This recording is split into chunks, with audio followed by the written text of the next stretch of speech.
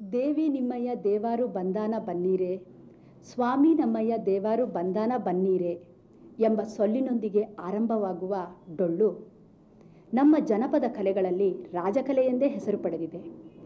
ಡೊಳ್ಳು ಅದರ ನಾದ, ಲಯ, ಕಲಾವಿದರ ಚುರುಕುತನದಿಂದಾಗಿ ವಿಶ್ವಗಮನ ಸೆಳೆದಿದೆ. ಡೊಳ್ಳಿನ ಲಯಬದ್ಧ ತರಂಗಗಳಿಗೆ ಮನಸೋಲದವರಾರು? ವೀಕ್ಷಕರೇ, ಶಿವಮೊಗ್ಗ ಜಿಲ್ಲೆ ಶಿಕಾರಿಪುರ ತಾಲೂಕು ಕಪ್ಪನಹಳ್ಳಿಯ ಡೊಳ್ಳು ಮೇಳದಲ್ಲಿ ನಾವು ಪಾಲ್ಗೊಳ್ಳೋಣ. ಕರಿಯ ಕಂಬಳಿಯ ಗದ್ದೆಗೆ ಮಾಡಿ ಬೀರ ಡೊಳ್ಳ ತಂದಿಳಿಸಿದರ, ಕರಿಯ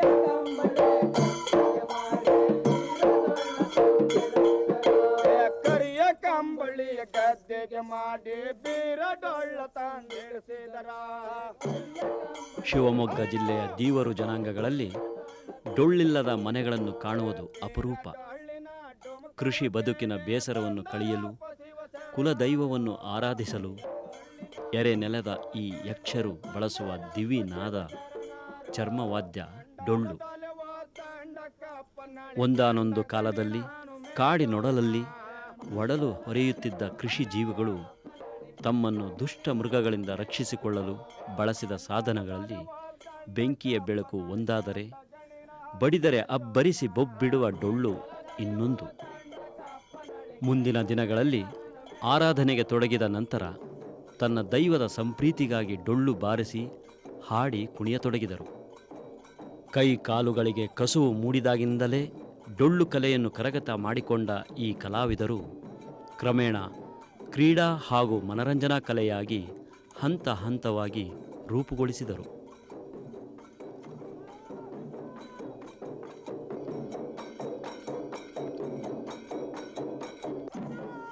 ಡೊಳ್ಳು ರುದ್ರ ಗಂಭೀರ ನಾದ ಕೊಡುವ ಚರ್ಮವಾದ್ಯ ಮಾತ್ರವಲ್ಲ, ಇದೊಂದು ಜನಪದ ತಾಳವಾದ್ಯ ಕೂಡ.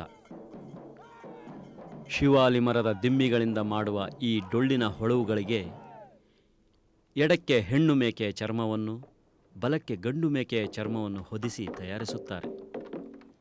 ಇಂದು ಈ ಕಲೆ ನಶಿಸಿದಂತೆ ಕಾಪಾಡಿಕೊಂಡು ಬರುವಲ್ಲಿ ಇವರು ಯಶಸ್ವಿಯಾಗಿದ್ದಾರೆ. ನಾಡಿನ ಉದ್ದಗಲಕ್ಕೂ ಪ್ರದರ್ಶನಗಳನ್ನು ನೀಡುವುದಲ್ಲದೆ ತರಬೇತಿ ಕಾರ್ಯಗಳನ್ನು ನಡೆಸಿ ಕಲೆಯನ್ನು ಜೀವಂತವಾಗಿಡಲು ಶ್ರಮಿಸುತ್ತಿದ್ದಾರೆ. ನಮ್ಮ ಈ ಜಾನಪದ, ನಮ್ಮ ಡೊಳ್ಳಿನ ಕಲೆಯನ್ನು ಬೇರೆ ಬೇರೆ ದೂರ ಕರೆಸ್ತಾರೆ ಅಂದರೆ, ನಾವು ನಮ್ಮ ಊರಿನಲ್ಲಿ ಹಿಂದಿನ ನಮ್ಮ ಯಜಮಾನ್ರು ಏನು ಮಾಡಿದಾರಲ್ಲ, ಹಿಂದಿನ ಸಂಪ್ರದಾಯದ ಪ್ರಕಾರನೇ ಡೊಳ್ಳನ್ನು ಈ ಕಲೆಯನ್ನು ನಡೆಸ್ತಾ ಬಂದಿದ್ದೀವಿ. ಡೊಳ್ಳಿನರಾಗ 20ರಿಂದ 30 ಹಾಡು ಹೇಳ್ತೇವೆ. ನಾನು ಈ ಶಿವಮೊಗ್ಗ ನವೋದಯ ಶಾಲೆ ಇದೆ ಗಾಜನೂರಲ್ಲಿ, ಅಲ್ಲಿ ಇವಾಗ 2 ಸರಿ ನವೋದಯ ಶಾಲೆಯಲ್ಲಿ 20 ಮಕ್ಕಳಿಗೆ ಟ್ರೈನಿಂಗ್ ಕೊಟ್ಟಿದ್ದೀನಿ. ಇಂದಿನ ಯುವಕರು ಆದಿಮ ಸಂಸ್ಕೃತಿಯ ಡೊಳ್ಳು ಸಂಪ್ರದಾಯಕ್ಕೆ ತೀವ್ರವಾಗಿ ಸ್ಪಂದಿಸಿದಾಗ ಡೊಳ್ಳು ಮೇಳ ಸ್ವಲ್ಪ ಮಟ್ಟಿನ ಶಿಸ್ತನ್ನು ಹೊಂದಿದೆ.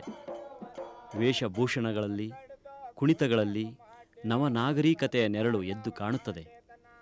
ದೇಶ ವಿದೇಶಗಳಲ್ಲಿ ಮೊಳಗಿದ ಡೊಳ್ಳು ನಾದ ಕರ್ನಾಟಕದ ಜನಪದ ಕಲೆಗಳ ರಾಜನೇ ಸರಿ.